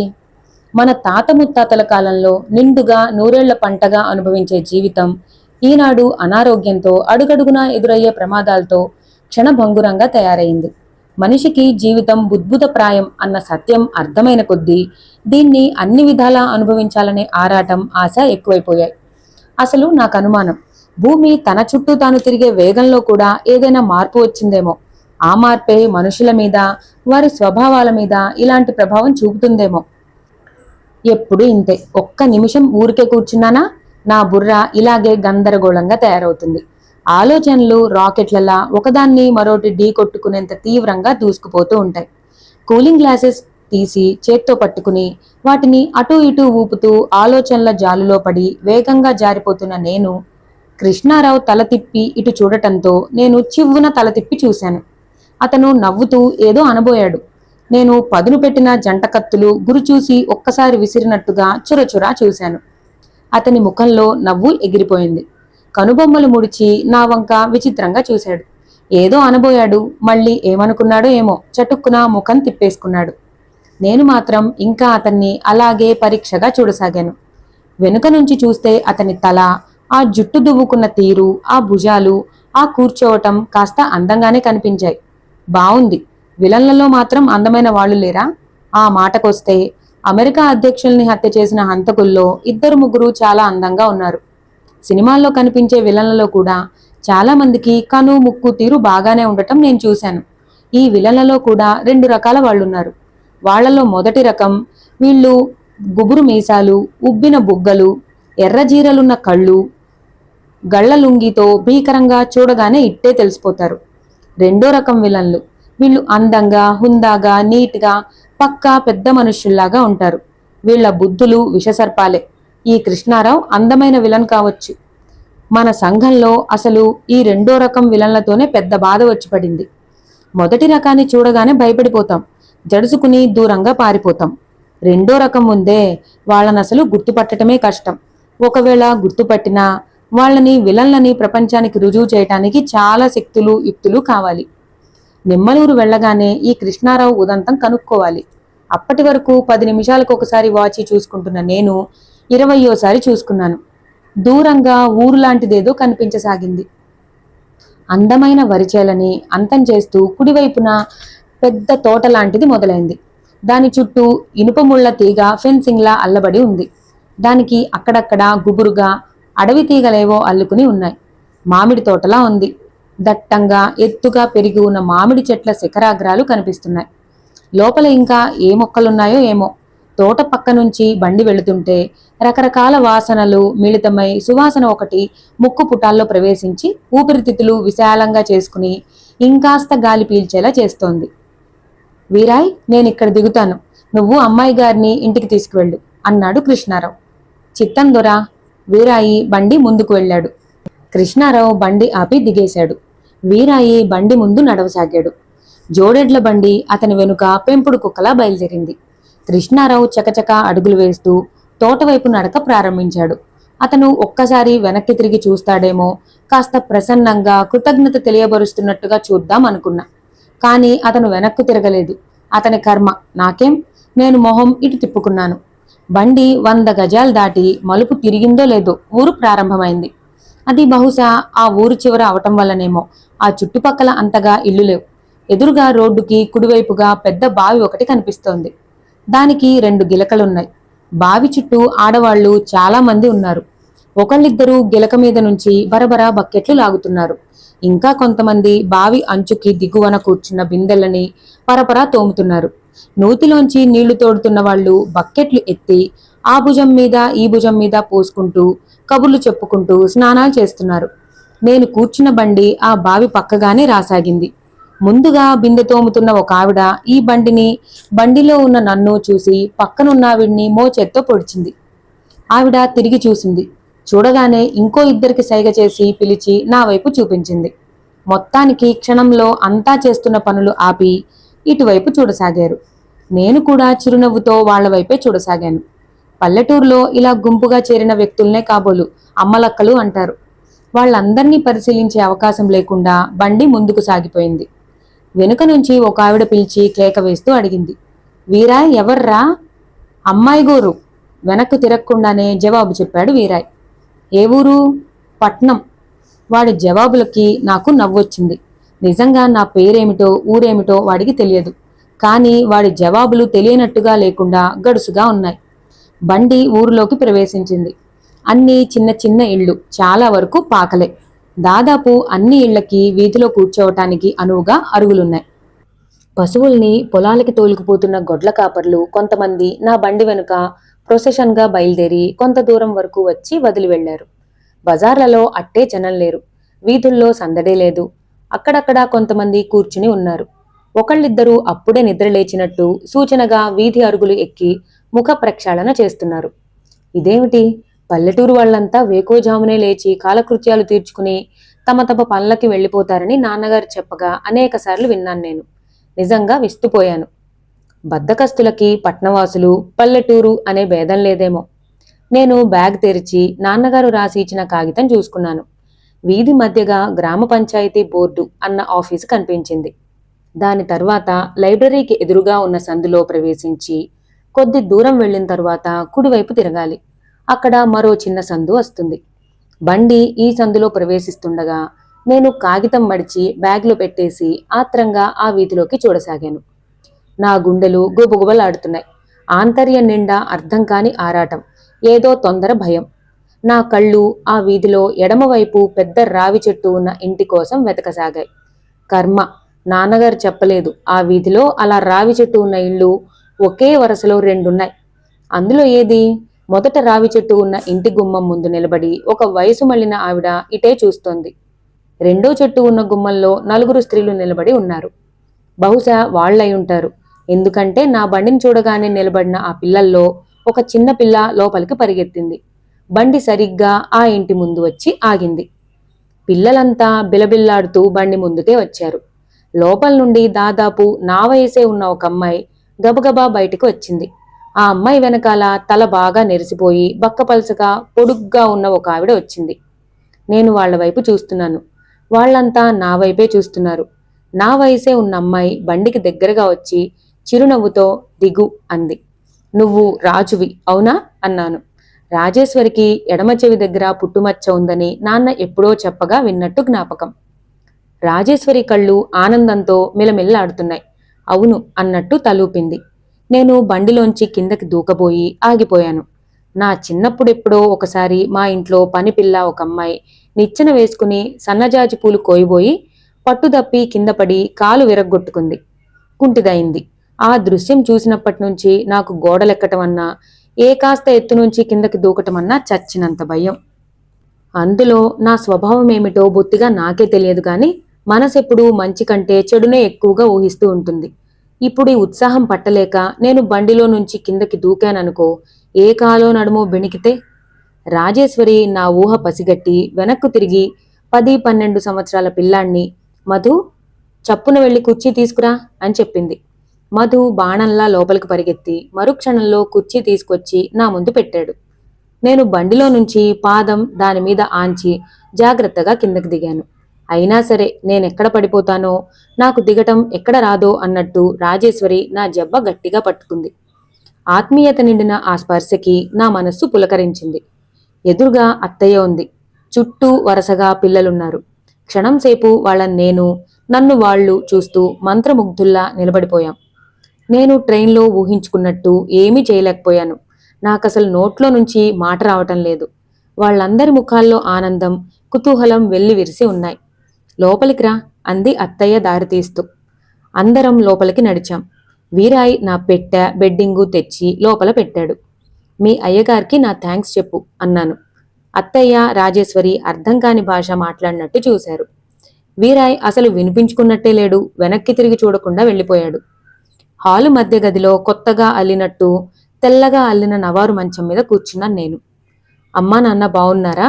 గుమ్మం దగ్గర కింద కూర్చుంటూ అడిగింది అత్తయ్య. నాన్న నిన్ను అడిగినట్టు మరీ మరీ చెప్పమన్నాడు. అసలు తను కూడా వచ్చేవాడే. అర్జెంట్ కేసు ఒకటి రావటం వల్ల రాలేకపోయాడు. అత్తయ్య జవాబు ఏమీ అనలేదు. కానీ ఆవిడ ముఖం స్వాభిమానంతో కూడిన బాధ తారట్లాడటం నేను గమనించకపోలేదు. రాజేశ్వరి లోపలకు వెళ్ళింది. అడ్డరోడ్డు దగ్గర దిగగానే బండి ఏదీ కనిపించకపోయేసరికి నేను పడిన కంగారు అత్తయ్యకి చెప్పాను. అదేమిటి, అబ్బాయి నీకు కనిపించలేదు అంది అత్తయ్య ఆశ్చర్యంగా. అబ్బాయా? ఏ అబ్బాయి? ఎవరబ్బాయి? రెట్టింపు ఆశ్చర్యంగా ఎదురు ప్రశ్న వేశాను. ఇంకెవరు, మావాడు, మా పెద్దాడు. మీ పెద్దాడా? అత్తయ్య దగ్గర నుంచి ఎవరా పెద్దాడు ఏమా కథ అని అతని ఉదంతం తెలుసుకునే లోపలే ఇంతలో నల్లగా పొట్టిగా గుమ్మటంలా అడ్డంగా పిప్పళ్ల బస్తాలా ఉన్న ఒక ఆవిడ గబగబా లోపలికి వస్తూ, ఏమే కమలం, హనుమంతరావు కూతురు వచ్చిందట, నిజమేనా అంటూ అడుగుతూ వచ్చింది. నిజమే, ఇదిగో అంటూ అత్తయ్య నన్ను చూపించింది. ఆవిడ నన్ను ఎగాదిగా చూసింది. నేను చూశాను. ఆవిడ దృష్టిలో నేను ఎలా కనిపించానో నాకు తెలియదు. నాకు మాత్రం ఆవిడ శరీరం ఈ పృథివే మోయలేనంత భారంగా కనిపించింది. అబ్బా, ఏం లావు, ఉబ్బి బుగ్గలు జారి ఉన్న ఆ ముఖంలో కళ్ళు చింతాకుల్లా ఉన్నాయి. ముక్కు బలంగా పొడుగ్గా ఉంది. ఆవిడకి అందమైన పలువరస ఉందని, దానికి పట్టు ఇంకా ఏమాత్రం సడల్లేదని నవ్వినప్పుడు గాని తెలియదు. వయసు సుమారు 50 నుండి 60 సంవత్సరాల మధ్య ఉంటుంది. నన్ను పరీక్షించటం పూర్తయిన తర్వాత ఆవిడ మా అత్తయ్య వైపు తిరిగి, కమలం, ఈ పిల్లలో నీ పోలికలు చాలా ఉన్నాయే అంది. అత్తయ్య కళ్ళలో క్షణంసేపు సగర్వ రేఖలు తొంగి చూశాయి. నేను మా నాన్న పోలిక. అత్తయ్యలో నాన్న పోలికలు చాలా ఉండటం రాగానే ఆవిడని చూడగానే గ్రహించాను. వచ్చిన ఆవిడ అంది, ఇదిగో పిల్ల, నా పేరేమిటో తెలుసా? మంగమ్మ. మీ నాన్న నేను చిన్నప్పటి స్నేహితులం. అసలు కాస్తలో తప్పిపోయింది కానీ మీ నాన్న నన్ను చేసుకోవలసిన పని. ఆవిడ నిర్మోహమాటానికి విస్తుపోయాను. అయ్యో, ఈవిడ నాన్నగారి భార్య అంటే నాకు తల్లి. వద్దు బాబోయ్, ఈ మహాకాయాన్ని తల్లిగా భరించే కంటే ఆ కర్కోటకరాలకి కూతురవటం 1000 రెట్లు నయం. ఆవిడ మళ్ళీ నిలదీసింది. మీ నాన్న మంగ అంటూ నా పేరెప్పుడైనా ఎత్తుతారటే? ఎందుకెత్తుతారులే, గొప్పవాడైపోయాడుగా, ఇప్పుడు మేం గుర్తుంటామా? సాగదీస్తూ అంది. ఈవిడ మా అమ్మ సమాజంలోకి నేను మంగని, హనుమంతు స్నేహితురాల్ని అంటూ వస్తే వాళ్ల ముఖాలు, ముఖ్యంగా మా అమ్మ ముఖం ఎలా ఉంటుందో ఊహించుకున్న నాకు ఆపుకోలేనంత నవ్వు వచ్చింది. రాజు, పిన్ని కూడా వచ్చింది, ఇంకో గ్లాస్తో కాఫీ తీసుకురామ్మా అంటూ కేక వేసింది అత్తయ్య. మంగమ్మ గారు అత్తయ్య పక్కనే కింద చతికలు పడింది. రాజేశ్వరి 2 పెద్ద గ్లాసులతో కాఫీ తెచ్చి ఒకటి ఆవిడకిచ్చి రెండోది నాకు అందించింది. పావు గజం పొడవున్న ఆ గ్లాసులో నిండుగా ఉన్న కాఫీని చూసి, వద్దు, ఇంత తాగలేను అన్నాను. కొంచెమేగా అంది రాజేశ్వరి. ఆహా, ఒక్కసారి అంత తాగలేను. తాగవే పిల్ల, పర్వాలేదు, మంగమ్మ గారు తాను తాగుతూ ఆజ్ఞాపించింది. రాజేశ్వరి ఏమనుకుందో ఏమో, లోపలికి వెళ్లి సగం తగ్గించి తీసుకొచ్చి ఇచ్చింది. 2 నిమిషాల్లో పావు గజం ఇత్తడి గ్లాసుడు కాఫీ 4 గుక్కల్లో మింగేసినట్టు తాగి గ్లాస్ కింద పెట్టేసిన మంగమ్మ గారి వైపు నేను మా అమ్మలా విచిత్రంగా చూశాను. ఒకటి మాత్రం నిజం, వీళ్ళు ఒకేసారి తాగేస్తారు, మేము కాస్త కాస్త 4-5 సార్లు తాగుతాం, అంతే తేడా అనిపించింది. పిల్లలందరిలో చిన్నది మణి. తల్లి దగ్గర చేరి చెవిలో గుసగుసలాడుతూ ఏదో చెబుతోంది. దాని చూపులు వచ్చినప్పటి నుంచి నా మీదనే ఉన్నాయి. ఏమో, నాకు తెలియదు తల్లి, రేపు పరీక్ష ఉందన్నావు, ఇవాళ స్కూల్ మానేస్తే అన్నయ్య కోపడతాడు. నువ్వు చెప్పు గునుస్తూ అంది. విషయం గ్రహించిన నేను వెంటనే అనేశా, ఈ పూట అంతా మానేయండి, అందరం కబుర్లు చెప్పుకుందాం. పిల్లలందరి కళ్ళు తళతళలాడినాయి. మీ అందరికీ నేను తాయిలం తెచ్చాను. మంచం మీద కూర్చున్న నేను లేచి వెళ్లి పెట్టె తెరిచి నాన్న ఇమ్మని ఇచ్చినవి పేరు పేరున వరుసగా ఇచ్చాను. ఎందుకమ్మా ఇప్పుడు ఇవన్నీ అంది అత్తయ్య. నాకేం తెలుసు, వాళ్ళ మావయ్య వాళ్ళకి పంపించాడు అన్నాను నవ్వుతూ. పరికిణి గుడ్డని, జాకెట్టు గుడ్డని చంకన పెట్టుకుని గంతులేస్తున్న మణి నా దగ్గరకు వచ్చి హఠాత్తుగా అడిగింది, మరి మా పెద్దన్నయ్యకో? పెద్దన్నయ్య? నేను తెల్లబోయాను. ఉష్, ఊరుకో, అత్తయ్య మందలించింది. మంగమ్మ గారు రాజేశ్వరికి తెచ్చిన గొలుసు అందాన్ని, నాణ్యాన్ని పరిశీలిస్తోంది. స్నానానికి వేడివేడి నీళ్లు పెట్టి వచ్చాను, బట్టలు తీసుకువస్తావా అంది రాజేశ్వరి. నేను బట్టలు తీసుకుని బయలుదేరాను. నాన్నగారు చెప్పిన పైకప్పులేని బాత్రూంలో ప్రవేశించాను. కిందంతా గచ్చు వేసి శుభ్రంగా ఉంది. కుడివైపున గోడవారగా ఉన్న పెద్ద సిమెంట్ తొట్టి నిండా నీళ్లున్నాయి. ఓ పక్కన బకెట్లో వేడి నీళ్లు, ఎత్తుపీట, సబ్బు, తువాలు పెట్టి ఉన్నాయి. ఆ స్నానాల గదికి గుమ్మ ఉంది, కానీ దానికి తలుపులు లేవు. ఎవరన్నా వచ్చేస్తే అన్నాను బెరుకుగా. ఎవరొస్తారు, ఎవరూ రారు అంది రాజేశ్వరి నవ్వుతూ. అవును నిజమే, ఈ ఇంట్లో అసలు మగవాళ్లే లేరుగా. అంతలోనే గుర్తుకొచ్చింది. రాజు, మీ అమ్మ పెద్దాడు అంది. మణి మా పెద్దన్నయ్యకి తేలేదా అంది. నీకు అన్నయ్య ఉన్నాడా అని అడిగాను. రాజేశ్వరి క్షణంసేపు నా వైపు ఆశ్చర్యంగా చూసింది. అదేమిటి, నీకు మా అన్నయ్య ఉన్నట్టు తెలియనే తెలీదా? నేను తల అడ్డంగా ఊపాను. ఆహా, నాన్న ఎప్పుడు మీ విషయాలు చెప్పినా పిల్లలందరిలోకి నువ్వే పెద్దదానివి అని చెప్పేవారు. ఓ అదా, అమ్మ సంతానంలో నేను పెద్దదాన్ని నిజమే, కానీ అన్నయ్య మా మారుటి అమ్మ కొడుకు. కానీ మాకు ఆ సంగతి ఎప్పుడు గుర్తుకు రానే రాదు.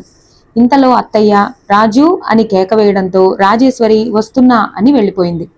బాత్రూంలో ఒంటరిగా క్షణంసేపు పెదవి కొరుక్కుంటూ నిలబడిపోయాను. బకెట్లో నీళ్లు వేడిగా ఉన్నాయి, పైన ఎండగా ఉంది. ప్రయాణంలో కలిగిన అలసట వల్ల ఒళ్లంతా చికాకుగా ఉంది. ఎదురుగా పెద్ద తొట్టి నిండా చల్లటి నీళ్లు నన్ను రమ్మని ఆహ్వానిస్తున్నట్టుగా అనిపించింది. బకెట్లో నీళ్లు పారబోసి పెద్ద తొట్టిలోని దాని నిండా చన్నీళ్లు పోసి కింద పట్టాను. తర్వాత జుట్టు నడినెత్తి మీదకి చుట్టుకొని చెప్పులు వదిలాను.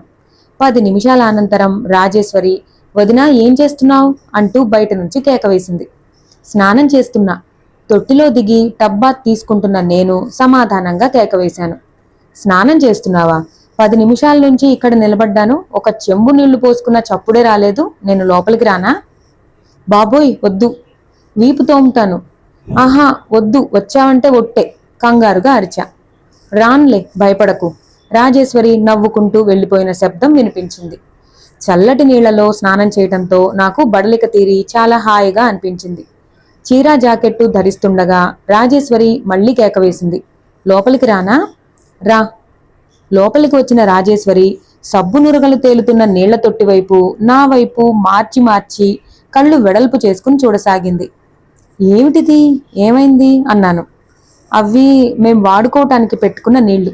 పర్వాలేదు, నేను మళ్ళా తోడిపోస్తాను కడుగుతూ అంది. నేను స్నానం చేసిన నీళ్లని వదిలేసి తొట్టి కడిగి అప్పటికప్పుడు మళ్లీ బావి నుంచి తోడి ఆ తొట్టిని రాజేశ్వరి నీటితో ముంచుతుంటే నా తెలివిలేనితనానికి నా మీద నాకు కోపం సిగ్గు వేశాయి. నీళ్ల బిందెలు నేను సాయం పడతానని రాబోతే అత్తయ్య, రాజు, మధు వద్దంటే వద్దు పొమ్మన్నారు. నిజంగా నాకెంతో సిగ్గు వేసింది. ఈ ఊళ్ళో ఉండగా ఇలాంటి తెలివి తక్కువ పని ఇంకోసారి చేయను అనుకున్నాను. ఈ ఒక్క విషయం గురించే నాన్నగారు నన్ను హెచ్చరించినందుకు కోపం వచ్చింది. ఇక్కడ ఉండబోయే ఈ కొద్ది రోజుల్లో ఇలాంటి పొరపాటు పని ఏదీ జరగకుండా ఉండేందుకు మెలకువగా తెలివిగా ఉండటానికి నిశ్చయించుకున్నాను. స్నానం అయిన తర్వాత రాజేశ్వరి నేను మంచం మీద కూర్చుని కబుర్లకి ఉపక్రమించబోతుండగా ఇంతలో అత్తయ్య, అన్నాలు పెట్టాను రండే రాజు అని పిలవడంతో లేచి లోపలికి వెళ్ళాం. వంటగదిలో పిల్లలంతా బారు తీర్చినట్టుగా వరుసగా కూర్చున్నారు. అతిథిని అవటం వల్లనేమో పంక్తిలో మొదటి స్థానం నాకు కేటాయించారు. వెండి పూలున్న ఎత్తుపీట వేసి స్టీల్ కంచం పెట్టారు. నా పక్కన రాజేశ్వరి కూర్చుంది. పీట మీద కూర్చుంటున్న నేను కంచంలో అన్నం చూడగానే అమ్మో ఇంత అన్నమే అన్నాను. దాదాపు 2 మనుషులు తినేంత అన్నం ఉంది. అదేగా, రాత్రి ఎప్పుడు తిన్నావో ఏమో అంది అత్తయ్య. ఒక పూట మానేస్తే దాన్ని భర్తీ చేసేందుకు 2 పూటలది కలిపి ఒకేసారి తినే సత్తువ లేదత్తయ్యా అనాలనిపించింది. కానీ భయపడ్డాను. అపరిచితులతో, అందులో పెద్దవాళ్లతో అసలు పరాచకాలు ఆడకూడదని నాన్న నాకు ఎన్నోసార్లు చెప్పారు. కావాలంటే అడుగుతాలే, మొహమాట పడంలే, తీసేయ్ అన్నాను. అత్తయ్య ఏమనుకుందో ఏమో తీసేసింది. వంటగది, భోజనాల గది 2 అదే కావటం వల్ల వండిన గిన్నెలన్నీ అక్కడే కనిపిస్తున్నాయి. నాకు బుద్ధి తెలిసిన తర్వాత నేనెప్పుడూ ఇలా కింద కూర్చుని తినలేదు. చాలా చిన్నప్పటి నుంచే మా అమ్మ నన్ను డైనింగ్ టేబుల్ దగ్గర అన్నం కింద పడకుండా జాగ్రత్తగా తినేలా తర్ఫీదు ఇచ్చింది. నాకెదురుగా మండుతున్న పొయ్యి, దానిమీద కాగుతున్న పులుసు, పొయ్యి పక్కనే మా ఇంట్లో 4 రోజులకి సరిపడేంత ఓ పెద్ద బోండాం గిన్నెతో అన్నం, ఇంకో పక్క పళ్ళల్లో వేయించి ఉన్న అప్పడాలు, అవన్నీ కలే చూస్తూ అన్నం తినటం ప్రారంభించాను. అత్తయ్య వడ్డిస్తూ అన్నం మధ్య మధ్యలో చాలా డిప్లొమాటిక్ గా మా కుటుంబ పరిస్థితులను గురించి అడిగింది. వేడివేడి అన్నం, కమ్మటి నెయ్యి, కంది సున్ని కలిస్తే అంత కమ్మటి రుచి వస్తుందని నాకింతవరకు తెలియదు.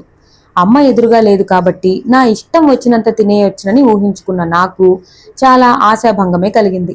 అలవాట్లేని పొట్ట అవసరానికి మించింది స్వీకరించటానికి ఏమాత్రం ఇష్టపడలేదు. ఆ పిల్లలు మళ్లీ మారు వడ్డించుకోవటం చూసి నాకు కళ్ళు తిరిగాయి. బాబ్రే, వాళ్ళు గనక పట్నవాసం వచ్చారంటే చచ్చామన్నమాటే. రేషన్ రోజుల్లో వారం రేషన్ ఒక్క రోజుకు కూడా రాదు. అన్నం తినటం అయిన తర్వాత నేను పెరుగు అన్నంలో కలుపుకోకుండా గిన్నెలో వేయించుకుని చెంచాతో ఉత్తది తింటుంటే వాళ్ళు నన్ను వింతగా చూడటం ప్రారంభించారు. భోజనాలు అయిన తర్వాత రాజేశ్వరి ఎంగిలి కంచాలన్నీ తీసుకుని కడుగుతుంటే నేను కూడా వెళ్ళి నిలబడ్డాను. దొడ్లో బాదం చెట్టు కింద చకచకా శుభ్రంగా కడిగేసి పక్కన పెట్టేస్తోంది. నేను కూడా కడగనా అన్నాను. ఆహా వద్దు అన్నట్టుగా తల ఊపింది రాజేశ్వరి. ఎంతో మెత్తగా నిదానంగా కనిపించే రాజేశ్వరి పనిచేయటంలో ఒక విధమైన తొందర, చాకచక్యం ఉండటం నేను గమనించాను. ఆ అమ్మాయికి ఇలా అతిగా పనిచేసే, చాలా మితంగా మాట్లాడే వాళ్ళంటే చాలా ఇష్టం. అమ్మ సంగతి గుర్తురాగానే నా గుండెలు జల్లుమన్నాయి. క్షణంసేపు నాకు నా చుట్టూ ఉన్న పరిసరాలు వింతగా కలలా తోచాయి. ఈ బాదం చెట్టు నీడలో నేను నిలబడటం, రాజేశ్వరి కంచాలు కడగటం, దూరంగా కాకుల గుంపు ఎంగిలి మెతుకుల కోసం చుట్టుముట్టడం, ఇదంతా నిజమేనా అనిపించసాగింది. అసలు కొత్త వాళ్ళంటేనే ఆశాంతం బిగుసుకుపోయి నల్లరాయిలా చలనం లేకుండా నిలబడిపోయే నేను ఇంత తక్కువ వ్యవధిలో వీళ్లతో ఎలా కలిసిపోయాను? నేను వాళ్లలో కలిశాను అనే కంటే వాళ్లే నన్ను కలుపుకున్నారంటే బావుంటుంది. స్నేహపూరితమైన రాజేశ్వరి చూపులు, వాత్సల్యాభిమానాలు నిండిన అత్తయ్య మాటలు, నేనంటే స్వర్గంలోంచి దిగివచ్చిన దేవతలా చూస్తున్న పిల్లలు, ఇవన్నీ నాలో సహజంగా ఉండే సంకోచానుమానాల్ని దూరంగా నాకు తెలియకుండానే నెట్టివేసిన రాకరాక వచ్చిన దాన్నని ఆర్భాటాలేం చేయటం లేదు. నేను ప్రతిసారి సెలవులకు, పండగలకు ఇక్కడికి వచ్చిపోయే మనిషినన్నట్టు ప్రవర్తిస్తున్నారు. వాళ్ల ప్రవర్తనలో నిరాడంబరత నచ్చింది. అతిశయం లేని స్వభావం నన్ను ఆకర్షించింది. ఆంతర్యంలో ఆదరాభిమానాలున్నా కళ్లకు ప్రతిఫలించే తప్పు మాటల్లో బహిర్గతం చేయటం వీళ్లకి చేతకాదు. చేతిలో పని అయిపోయిన తర్వాత రాజేశ్వరి నాకు ఇల్లు వాకిలి అంతా తిప్పి చూపించింది. దొడ్లో వంట ఇంటి గుమ్మం నుంచి బావి వరకు గచ్చు వేయించి ఉండటం వల్ల కాలికి మట్టి అయ్యే అవకాశం తక్కువ. వీధి వైపు వాకిలి విశాలంగా ఉంది. అక్కడక్కడ గులాబీ చెట్లు, నందివర్ధనపు చెట్లు ఉన్నాయి. కుడివైపున పెద్ద పారిజాతం చెట్టు ఉంది. వీధి వైపు వరండాలో 2 పొడగాటి బెంచీలు వేసి ఉన్నాయి. మగవాళ్లు ఎవరైనా వస్తే అక్కడ కూర్చుని మాట్లాడి వెళ్తారట. ఆడవాళ్లైతే అత్తయ్య ఎక్కడ ఉంటే అక్కడికి సరాసరి లోపలికి వస్తారు. రాజేశ్వరికి స్నేహితులనే వాళ్ళు లేనే లేరట. ఎప్పుడూ అత్తయ్య వెనుక తిరుగుతూ దాదాపు ఇంటి పనంతా తన చేతి మీద చెక్కబెట్టే రాజేశ్వరికి స్నేహితులతో సరదాలకి, కబుర్లకి టైం ఉంటుందని నేను అనుకోను. రాత్రంతా నిద్రలేదేమో, అందులో రాగానే చన్నీళ్ల స్నానం చేసి వేడివేడి భోజనం తిన్నానేమో, అలసట నిండిన నాకు కళ్ళు నిద్రభారంతో మత్తుగా తూగసాగాను. రాజేశ్వరి వెంటనే ఇది గ్రహించిన దానిలా, కాసేపు పడుకుంటావా అంది. నిద్ర రావటం లేదు, కానీ కొద్దిసేపు పడుకుంటే బావుండుననిపిస్తోంది అన్నాను మొహమాటంగా. నిజం చెప్పాలంటే సుస్థి చేసినప్పుడు కాక చాలా బడలికతోనో ఉంటే తప్ప నాకు పగటి నిద్ర అలవాట్లేదు. రాజేశ్వరి నన్ను వెంట తీసుకుని పెద్ద హాలులా ఉన్న ముందు గదికి కుడివైపు ఆనుకుని ఉన్న మరో గది తలుపు తెరుస్తూ, ఇక్కడ పడుకో, నిద్ర పడుతుంది, గొడవ ఉండదు అంది. ఆ ఇంటి మొత్తానికి అదొకటే గదిలా ఉంది. చిన్నగా ఉన్న గాలి వెలుతురు ధారాళంగా వస్తున్నాయి. పడమటి వైపున ఉన్న కిటికీలోంచి దూరంగా ఏదో దేవాలయం కనిపిస్తోంది. గదిలో మంచం వేసి ఉంది. దానిమీద ఆకుపచ్చ, నలుపు కలిసిన గళ్లతోనున్న చేనేత దుప్పటి పరిచి ఉంది. దిండుకి ఉతికి ఇస్త్రీ చేయని గలీబు తొడిగి ఉంది. నువ్వు పడుకో, నేనిప్పుడే వస్తా. రాజేశ్వరి వెళ్ళిపోయింది. మంచం మీద కూర్చుని నేను గదంతా పరిశీలించా. నాకెదురుగా ఉన్న గోడ మీద అత్తయ్య చిన్నతనంలో ఎవరో నడివయసు ఆయనతో కలిసి ఉన్న ఫోటో ఉంది. రాజేశ్వరి తండ్రి బహుశా ఆయనే అనుకుంటా. మంచం వైపున గూడులాంటి అల్మెరాలో 2 వరుసలు ఏవో పుస్తకాలు పెట్టున్నాయి. వాటిని చూడగానే నాకు కుతూహలం కలిగింది. ఈ ప్రపంచంలో నాకు బొమ్మల తర్వాత మళ్లీ అంత ఆసక్తిని కలిగించేవి కథల పుస్తకాలే. వీటిల్లో అద్భుతమైన సృష్టి మన కళ్ళకి కనిపిస్తుంది. మనం చూడలేని, చూడాలని కలలు కన్నవి వీటిలో దొరుకుతాయి. ఈ పుస్తకాలే లేకపోతే మనిషి జీవితంలో వస్తున్న మార్పు మనకి అర్థమయ్యేది కాదు. పుస్తకాలు మానవ మేధస్సు సృష్టించిన అద్భుతాల్లో మొట్టమొదటిది. ఈ పుస్తకాల సెలక్షన్ బట్టి మనిషి వ్యక్తిత్వం నిర్ణయించవచ్చని నాకు బాగా తెలుసు. నేనింతవరకు చూడని, నాన్న నాకు చెప్పటం మర్చిపోయిన ఈ రాజేశ్వరి పెద్దన్నగారి వ్యక్తిత్వం విలువ కట్టేయటానికి నాకు మంచి అవకాశం లభించింది. మంచం మీద కూర్చున్న దాన్నల్లా నేను ఆ గూడు వైపు వెళ్లి దాని ముందు నిలబడి ఒక్కొక్క పుస్తకం తెరిచి చూశాను. అందులో పై వరుసలో ఉన్నవన్నీ హోమియోపతికి సంబంధించిన పుస్తకాలు. కింద వరుసలన్నీ ఏ చెట్టుకి ఏ రోగం వస్తే నిర్మూలించటానికి ఏ ఏ చర్యలు తీసుకోవాలో, ఏ ఏ మందులు వాడాలో వివరాలు తెలుపుతున్న పుస్తకాలు. మొత్తానికి 2 రోగాలు, వాటి నిర్మూలనకి సంబంధించినవే. వెగటుగా మొహం పెట్టిన నేను మళ్లీ వచ్చి మంచం మీద కూర్చున్నాను. నాకు తెలిసిపోయింది. రాజేశ్వరి పెద్దన్నయ్య పంచకట్టు వైద్యుడు. ఒక చిన్న పిలక, మెళ్ళో రుద్రాక్షమాలలు ఉన్నా ఉండవచ్చు. అందుకే నాన్న నాకు చెప్పి ఉండరు. నాన్నగారు అతన్ని నాకు పరిచయం చేయాల్సినంత ప్రత్యేకత అతనిలో ఏమీ ఉండదు. మంచం మీద పడుకున్న నాకు వెంటనే నిద్ర పట్టేసింది. అరగంట పడుకున్నానో, గంట పడుకున్నానో మళ్లీ నాకు మెలకువ వచ్చి కళ్ళు తెరిచి చూసేసరికి రాజేశ్వరి ఏదో పని మీద నేనున్న గదిలోకి వచ్చి నిశ్శబ్దంగా అడుగులు చప్పుడు కాకుండా వెళ్ళిపోతోంది. రాజు, అప్రయత్నంగా వెనక నుంచి పిలిచాను. ఉలిక్కిపడిన రాజేశ్వరి గిరుక్కున వెనక్కి తిరిగి నవ్వుతూ, మెలకువ వచ్చేసిందా? 2 సార్లు వచ్చి వెళ్ళాను. మంచి నిద్రలో ఉన్నావు. ఉండు, అన్నయ్యకి వక్కపొడి ఇచ్చి ఇప్పుడే వస్తా అంటూ వెళ్ళిపోబోయింది. అన్నయ్య? ఓహో, పంచకట్టు వైద్యులా అన్నాను. పంచకట్టు వైద్యులేమిటి? రాజేశ్వరి వింతగా చూసింది. మీ అన్న మనుష్యులకి మొక్కలకి వైద్యం చేస్తాడు కదూ? అవును, నీకెలా తెలుసు? ఇంకా ఆశ్చర్యంగా అడిగింది. ఇవిగో ఇవి చెబుతున్నాయి అన్నాను పుస్తకాల వైపు చూస్తూ. రాజేశ్వరి అందంగా సుతారంగా నవ్వేసి వెళ్ళిపోయింది. త్వరగా రా, నీకో మంచి తమాషా చెబుతా అన్నాను. ఇప్పుడే, ఒక్క నిమిషం. రాజేశ్వరి వెళ్ళిపోయింది. పిల్లలంతా ఇంట్లో లేనట్టున్నారు. ఇల్లంతా నిశ్శబ్దంగా ఉంది. దూరంగా వంట ఇంట్లో మాటలు వినిపిస్తున్నాయి. మీ మేనకోడలు నన్ను గుర్తుపట్టనే లేదమ్మా అంటోంది పురుషకంఠం. దాని మొహం దానికేం తెలుసు, ఎప్పుడైనా చూసిందా పెట్టిందా అంటోంది అత్తయ్య.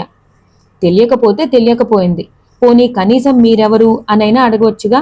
బాప్రే, ఏమిటో అనుకున్నాను కానీ ఈ మీనాక్షి మావయ్య కూతురు కాదు, అచ్చు ఆ కృష్ణవేణమ్మ గారి నోట్లోంచి ఊడిపడ్డట్టుగానే ఉంది. ఏమిటి? నేను మంచం మీద నుంచి చటుక్కున లేచి కూర్చున్నాను.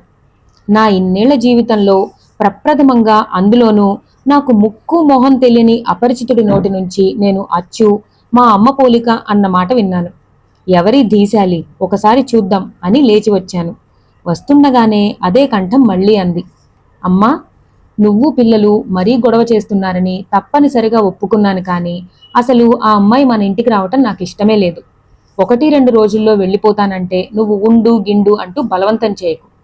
నా బుగ్గల్లోకి వేడి రక్తం ఒక్కసారిగా పొంగి వచ్చింది.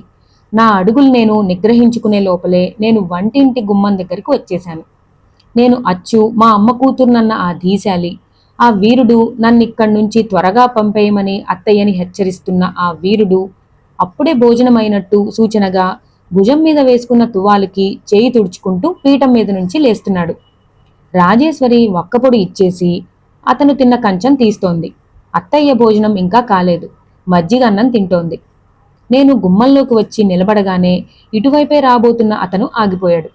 క్షణం మా ఇద్దరి చూపులు కలుసుకున్నాయి. అతను నవ్వబోయి మానేశాడు. నేను తెల్లబోయాను. గతుక్కుమన్నట్లు చూశాను. అతను మరెవరో కాదు, విలన్ కృష్ణారావు. నాకు నోట్లోంచి మాట రాలేదు. చటుక్కున ముఖం తిప్పుకుని గదిలోకి వచ్చేశాను. 10 నిమిషాల్లో రాజేశ్వరి వచ్చింది. నేను చప్పున ఎదురు వెళ్లి రాజేశ్వరి చేయి గట్టిగా పట్టుకుని, మీ అన్నయ్య ఇతనా, ఈ విలన్ కృష్ణారావా అన్నాను. మా అన్నయ్యే, కాని విలనేమిటి అంది రాజేశ్వరి తెల్లబోతూ. ఇలారా, నేను చెబుతాను.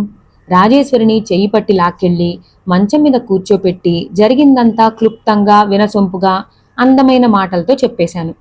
రాజేశ్వరి పైట కొంగు నోటికి అడ్డం పెట్టుకుని నవ్వసాగింది. నేను కూడా శృతి కలిపాను. తనెవరో నేను గుర్తుపట్టేందుకు అసలు కృష్ణారావు అనే అతను ఈ ఇంట్లో ఉన్నట్టు తెలిస్తేనా? నా కోసం వచ్చిన పెద్ద మనిషి తను పలానా అని పరిచయం చేసుకోకూడదు, తప్ప పరువు నష్టమా అన్నాను. అన్నయ్య అలా ఎప్పుడు చేయడే, నిన్ను ఆట పట్టించడానికి అలా తెలియనట్టు ఊరుకున్నాడేమో అంది రాజేశ్వరి. ఊరుకున్నవాడు ఊరుకోక అత్తయ్యతో ఫిర్యాదు ఎందుకు చేశాడు? పైనుంచి నన్నిక్కడి నుండి పంపేయమని మీ అమ్మకి సలహాలు సెలవిస్తున్నాడే. మధ్యలో నవ్వు ఆపేసి నేను సీరియస్గా అడిగేశాను. రాజేశ్వరి ముఖంలో నవ్వు ప్రసన్నత ఊదేసిన దీపంలా ఆరిపోయింది. క్షణంసేపు సమాధానం ఏమీ చెప్పలేని ఆసక్తురాలైపోయింది. స్పోర్టివ్గా నేనే మళ్ళీ అనేశా. పర్వాలేదులే, నేనేమీ అనుకోనులే. ఇది మా అత్తయ్య ఇల్లు, నా ఇష్టం వచ్చినన్నాళ్ళు ఉంటాను. వెళ్ళమంటానికి ఉండమంటానికి అతనెవరు మధ్య? చివరి మాటలు కావాలని కాస్త పెద్దగానే అన్నాను. రాజేశ్వరి కంగారుగా భయంగా గుమ్మం వైపు చూసింది. నేను వచ్చింది విలన్ కృష్ణారావు ఇంటికి కాదని, మా నాన్న సొంత చెల్లెలైన మా అత్తయ్య దగ్గరకని బాగా గుర్తుపెట్టుకుంటాను. రాజేశ్వరి నా చెయ్యి పట్టుకుంటూ ఎర్రబడిన ముఖంతో ఆదుర్దాగా, వదినా, అన్నయ్య తమాషాకి అన్నాడు, నువ్వా మాటలు మనసులో పెట్టుకోకు అంది. నిజంగా అన్నా, నేను లక్ష్య పెట్టనని చెబుతున్నాగా అన్నాను నిర్లిప్తంగా. రాజేశ్వరి ముఖంలో బాధ చూస్తే నాకు జాలేసింది. నేను ఊరికే అన్నానులే, నువ్వేం కంగారు పడకు అన్నాను.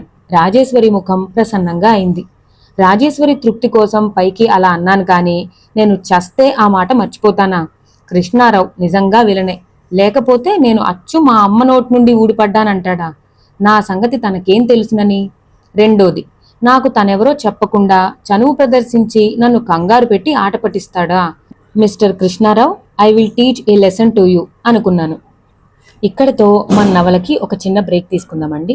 తర్వాత ఏం జరగబోతుందో మనం వచ్చే భాగాల్లో తెలుసుకుందాం. ఈ వీడియో కనుక మీ అందరికీ నచ్చినట్టయితే నా ఛానల్ని ఖచ్చితంగా సబ్స్క్రైబ్ చేసుకోండి. Thank you for watching.